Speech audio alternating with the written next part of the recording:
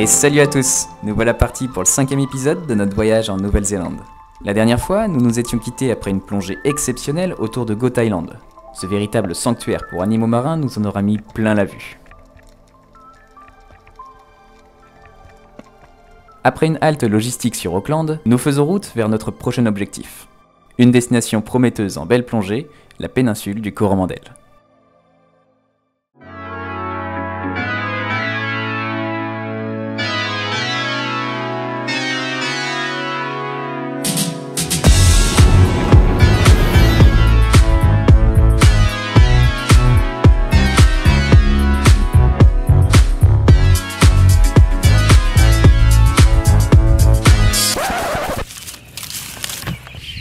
Bon, je me permets de faire une petite pause parce que il faut que je vous raconte quand même mes histoires de fusil et pourquoi j'ai fait certains choix.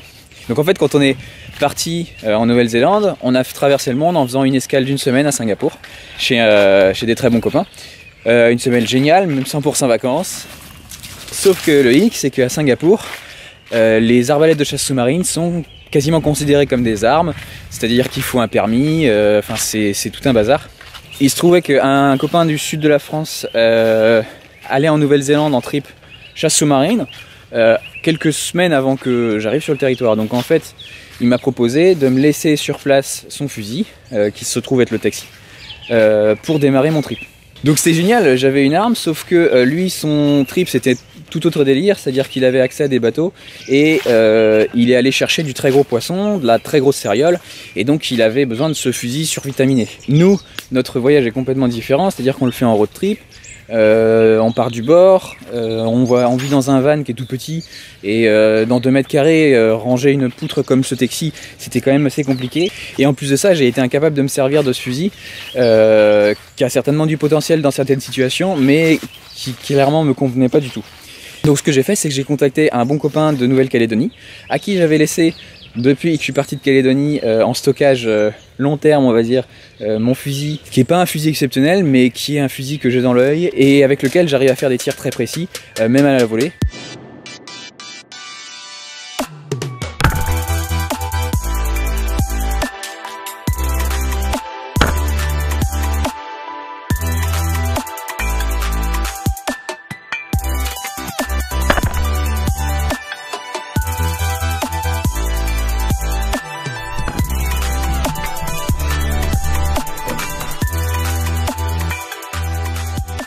J'ai donc contacté ce bon copain pour qu'il m'envoie en Nouvelle-Zélande mon 120 de Calédonie, que j'ai enfin réceptionné sur notre route pour le Coromandel. Évidemment, il est arrivé sans flèche et les sandos étaient morts, donc il a fallu que je refasse le montage en arrivant. En arrivant sur la péninsule, la météo était assez mauvaise et on était un peu déprimés. J'ai laissé un peu la caméra de côté et on n'a pas trop filmé, on n'a pas trop d'images des 2 premières semaines du Coromandel. Du coup, on a décidé de faire du woofing pour se mettre sous un toit, c'est-à-dire que en échange de quelques heures de travail par jour, on était hébergé et nourri. Donc on a été chez un éleveur laitier qui faisait du fromage, donc c'était assez sympa, on a pu faire du fromage avec lui. Et donc sur la fin de cette semaine de woofing, le beau temps est revenu et on a donc pu envisager une sortie plongée à Hahei, qui est un site donc sur la péninsule. Donc si ça vous dit, on repart sous l'eau tout de suite.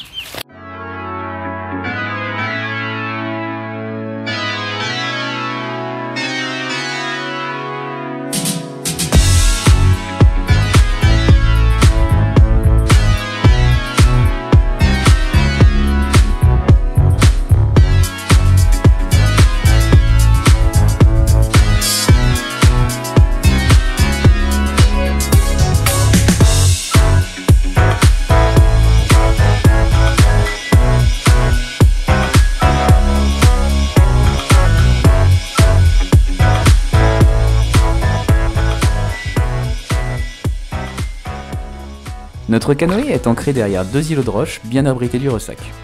L'eau y est plutôt claire et la vie est bien présente en quantité, mais pas l'ombre d'un prédateur. Je tente donc de m'aventurer côté large où les vagues frappent les rochers. Ces zones agitées sont très appréciées de certaines espèces et peuvent être de très bons coins de chasse.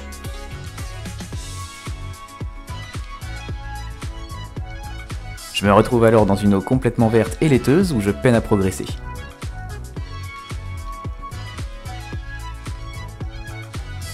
Les animaux semblent avoir déserté la zone, pas la peine d'insister.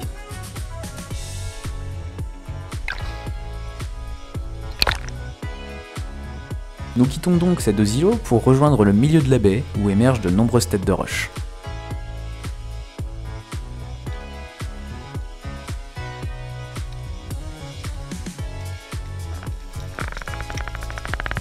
Et non, il n'y a pas de dauphin à proximité. Les petits claquements que vous entendez, ce sont des bulles qui s'échappent de ma cagoule. L'air que j'ai dans la combinaison sort doucement en fonction de mes mouvements. C'est une chose qu'on essaie en général d'éviter car ces sons peuvent faire fuir le poisson. Je commence souvent mes sorties en essayant d'évacuer un maximum cet air, mais ce n'est pas toujours évident. Aujourd'hui, ces petites bulles étaient plutôt discrètes et m'ont même rendu service en attirant l'attention des animaux.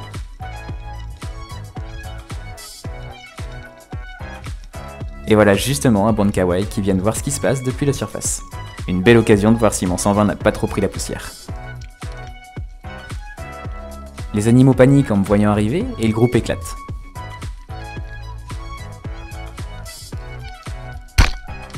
Parfait, je suis vraiment heureux de retrouver la maniabilité de mon carbone, et côté précision, je pense pouvoir dire qu'il est toujours opérationnel.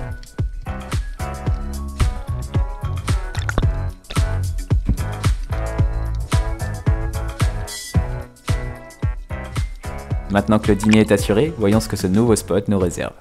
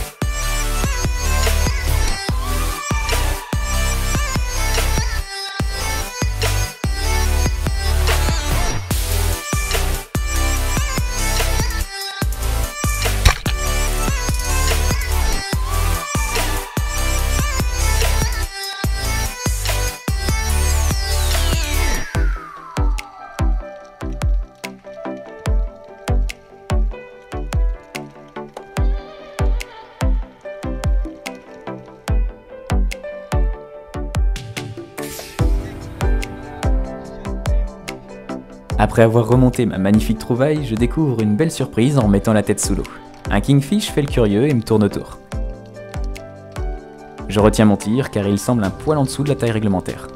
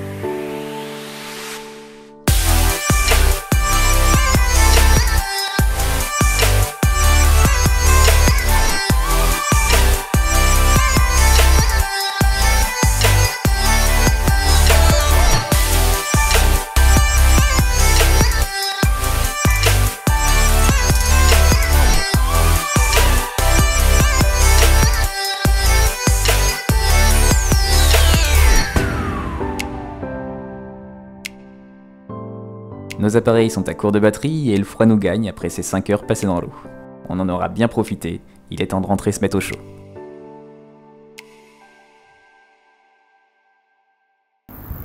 Nous avons passé la nuit un peu plus au sud dans la petite ville de Taïroa. La météo s'est nettement améliorée et la plage à côté de notre spot de camping débouche sur une zone de roche qui me donne très envie d'aller y jeter un œil.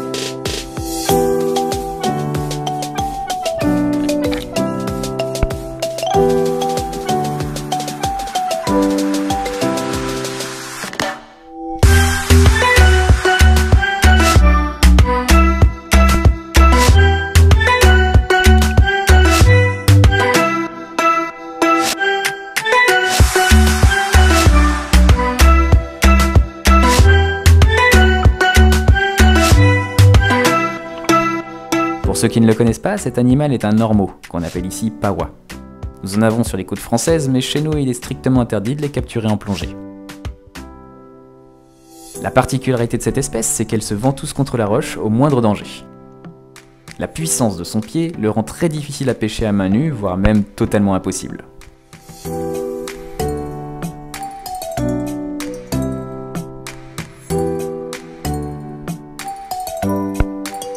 Pour les décoller, il est possible d'utiliser des outils comme ce vieux couteau, mais je vous déconseille d'en faire de même car vous risquez fortement de casser votre lame. En plus de ça, il faut savoir que l'ormeau est un animal hémophile, c'est-à-dire que son sang ne coagule pas et que la moindre blessure lui sera fatale. L'idéal est donc de s'assurer de sa taille avant de le manipuler.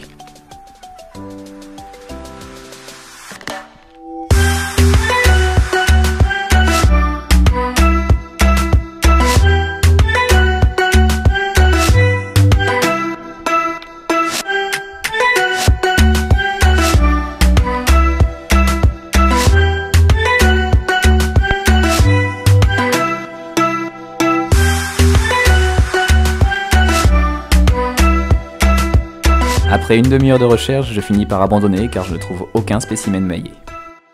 En repartant, je rencontre mon premier poulpe néo-zélandais que je ne manque pas de déranger.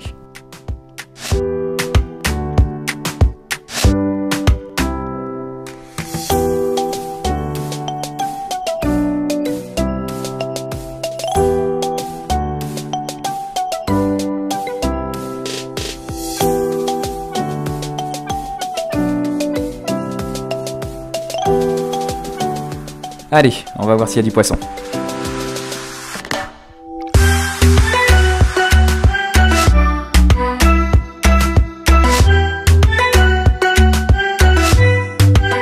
C'est vraiment impressionnant la quantité de raies que je rencontre sur ce site. J'en croise toutes les 5 minutes.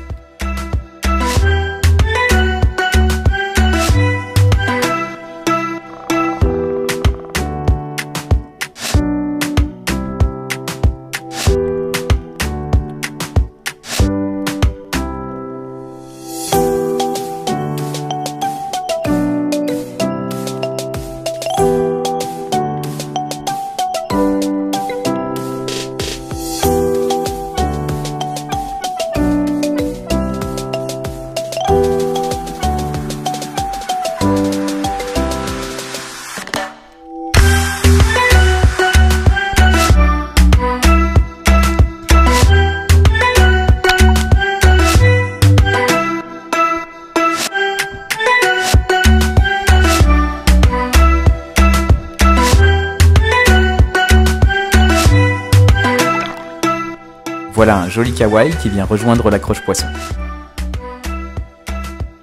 Maintenant que le repas est fait, je prends le chemin du retour. Vous imaginez bien ce que je croise en chemin.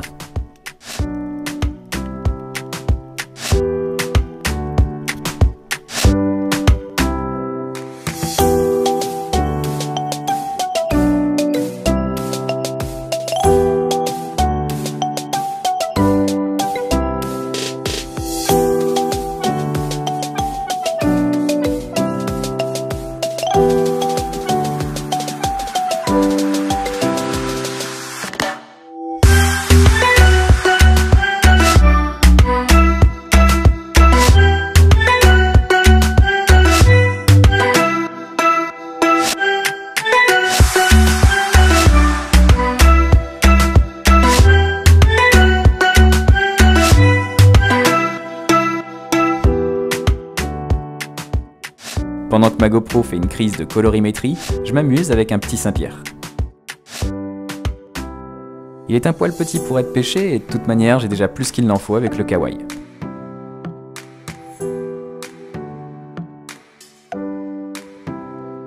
Ce poisson est vraiment magnifique.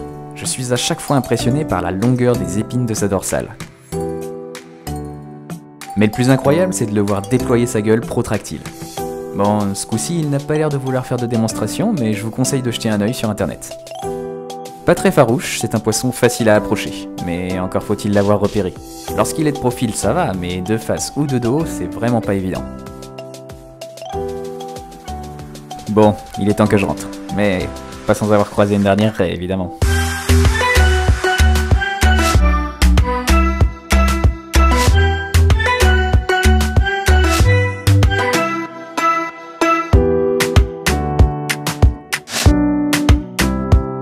Cette belle sortie matinale était un régal et j'ai déjà hâte de la suivante. La prochaine fois, on vous embarque dans 2 parties de chasse mémorables sur cette magnifique péninsule du Coromandel.